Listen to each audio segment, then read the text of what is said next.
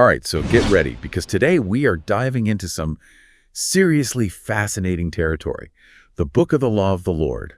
And not just any law. Oh, no. This is a claimed translation from the Egyptian of the law given to Moses in Sinai.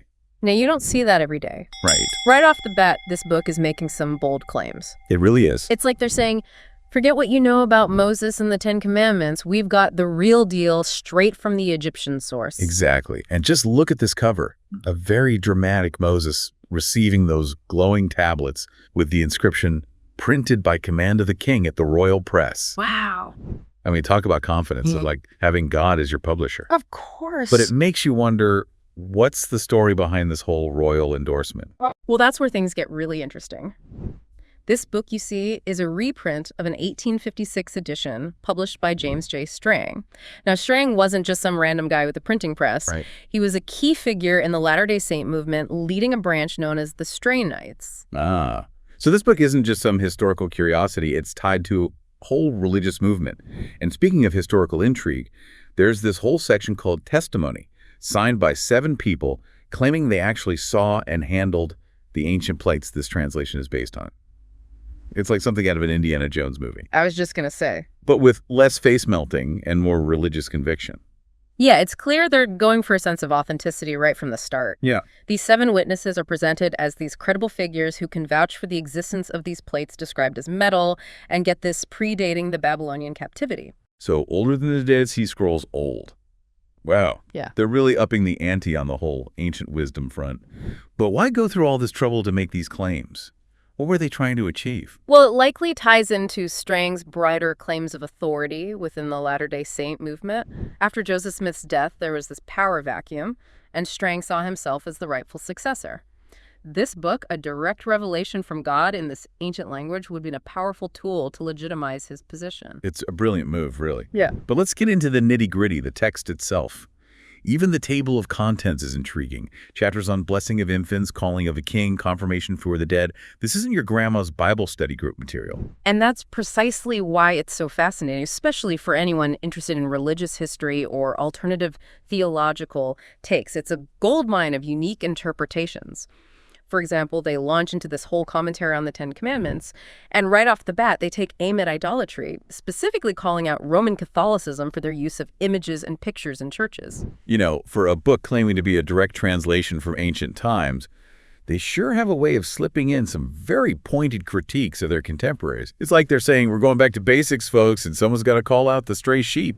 Exactly. And it's not just idolatry. They go on to challenge the commonly accepted shift of the Sabbath from the 7th to the first day of the week.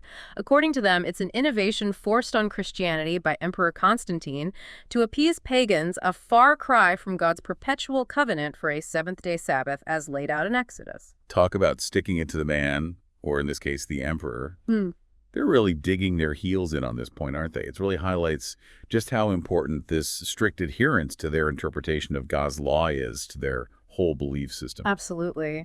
And this emphasis on following the letter of the law as they see it leads to some pretty intriguing and some might say controversial interpretations. Take, for instance, their take on the commandment, thou shalt not covet. They don't just stop at envying material possessions, they take it a step further. Oh, I love where this is going. Give me an example. What kind of coveting are we talking about? They use the example of someone desiring a neighbor's farm, not to steal it, mind you, but simply wishing they had something similar. Even that, they argue, is a violation. It's all about cultivating contentment with what you have, which is interesting considering... Considering they're introducing a whole new book of scripture, that's quite the irony, isn't it? It is indeed. They seem to be towing a fine line between advocating for contentment and presenting this new, supposedly more accurate revelation. And this tension between old and new, between tradition and innovation, plays out in some fascinating ways throughout the book. It's like they're trying to have their cake and eat it too. Yeah. Speaking of intriguing interpretations, I've got to ask about this whole God's punishment of children for the sins of their fathers thing. That's some seriously Old Testament stuff right there. It is a challenging concept, and they don't shy away from it. They use the story of Jephthah's daughter as an example, saying that even though she was innocent, she suffered because of her father's rash vow. It speaks to this idea of generational responsibility, almost a karmic consequence that echoes through families. Wow. Talk about family ties that bind, and not in a good way. There's definitely a recurring theme here of consequences of God's active role in delivering justice, both reward and punishment.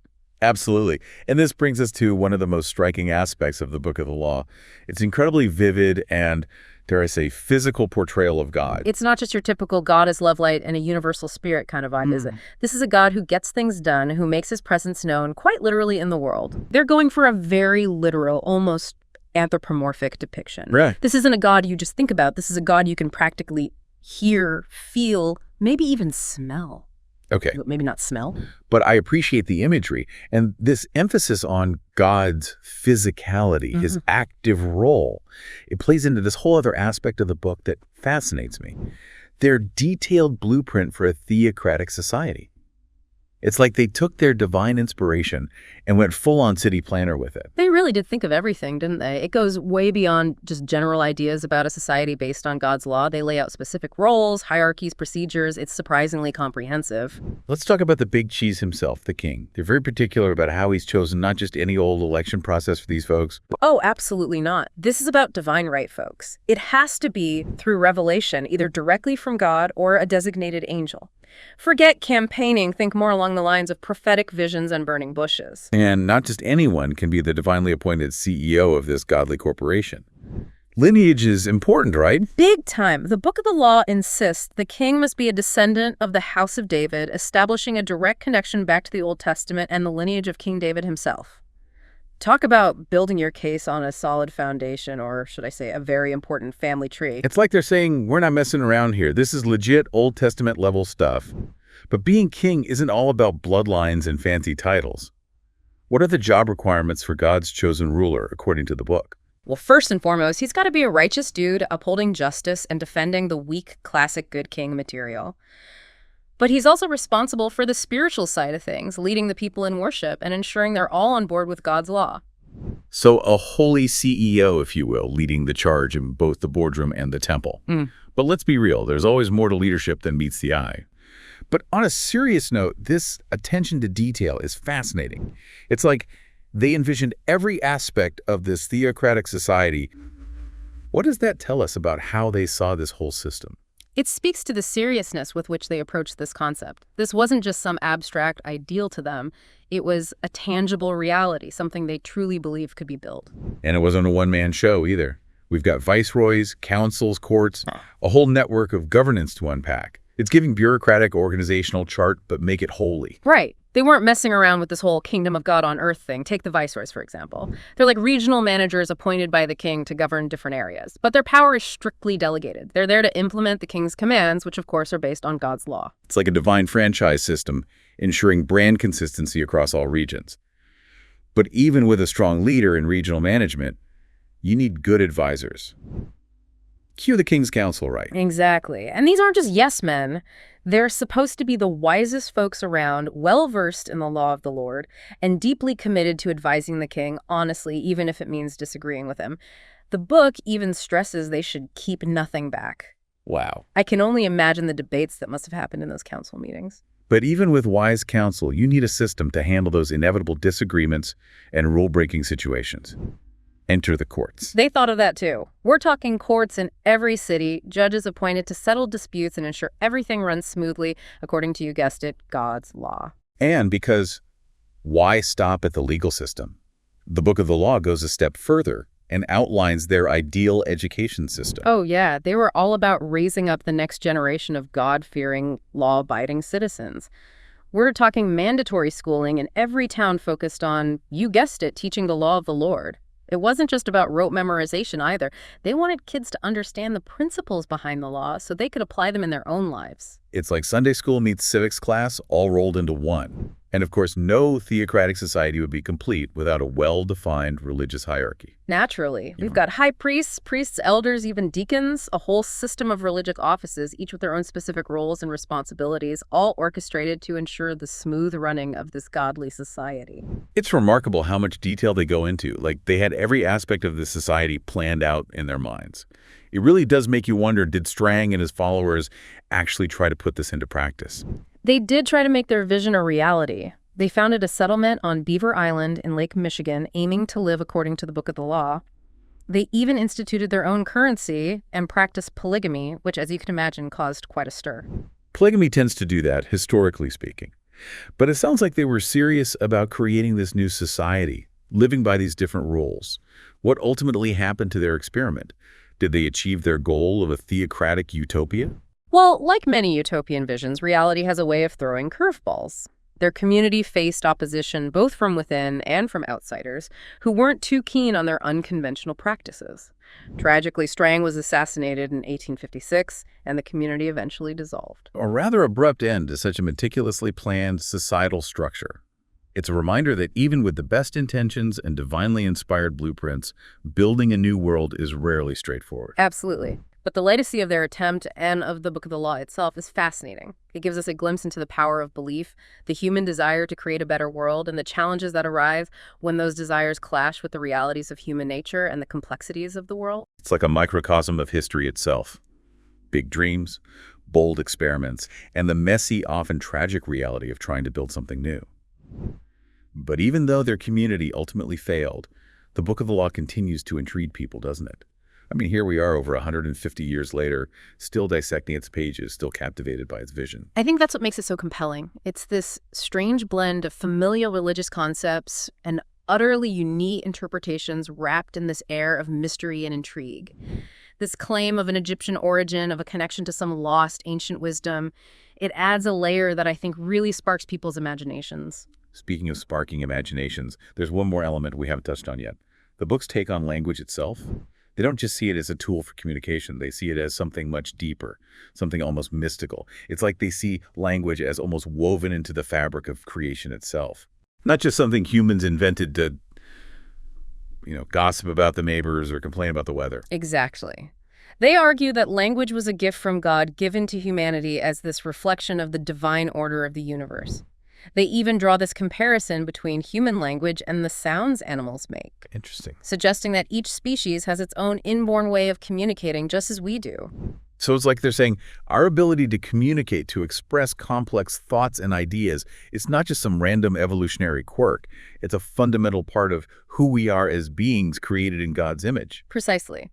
And this connection between language and the divine plays into how they present the Book of the Law as unique. Remember their claim that the original text was written in Egyptian? Oh yeah, the whole lost ancient wisdom angle. It's a fascinating mix, isn't it? And it speaks to this desire to ground their beliefs in something ancient and authoritative while also presenting something new and, from their perspective, more accurate. It's like they're saying, we're going back to the source, folks, but we're also taking it to the next level. But it's not all about ancient languages and biblical interpretations. They also introduce some pretty out there theological ideas, concepts you wouldn't find in your average Sunday school lesson. Oh, absolutely. Things like baptism for the dead and confirmation for the dead. These were radical ideas for their time, and they speak to a very different understanding of the afterlife and the relationship between the living and the dead. Okay, so break those down for me. What exactly did they mean by baptism for the dead? Was it some kind of seance with a baptismal font? Not quite. It's based on this idea that even in the afterlife, people can still choose to accept God's grace and receive the necessary ordinances for salvation. So the living could be baptized on behalf of those who had died without having the chance to be baptized themselves. So kind of spiritual do-over, a second chance for those who didn't get it right the first time around. You could see it that way. And confirmation for the dead is similar. It's about extending the blessings of confirmation to those who've passed away, with the living acting as proxies. It's a really interesting concept, this idea that the living can perform these rituals on behalf of the dead. It speaks to this belief in a continuing connection, a bond that transcends even death. Exactly. And this focus on connection, on an ongoing relationship between the living and the dead, it ties back into their whole worldview, doesn't it? This sense of God's active presence in the world, of generational responsibility of language as a reflection of divine order. It's like all these pieces, these seemingly disparate ideas, they all fit together to form this complex and surprisingly cohesive picture of how they understood the world and our place in it. And that, I think, is what makes the Book of the Law so fascinating to explore even today. It challenges us to look beyond the familiar, to consider different perspectives, and to appreciate the sheer diversity of human thought and belief. It's a good reminder that history isn't just a bunch of dates and names in a textbook. It's about real people wrestling with big questions, trying to make sense of the world, and sometimes creating something entirely new in the process. And sometimes those creations, even if they ultimately don't stand the test of time, can continue to spark our imaginations and make us think differently about the world around us. Well said. So for all of you listening out there, let us know what stood out to you in our deep dive into the Book of the Law. Did anything surprise you? Challenge your assumptions.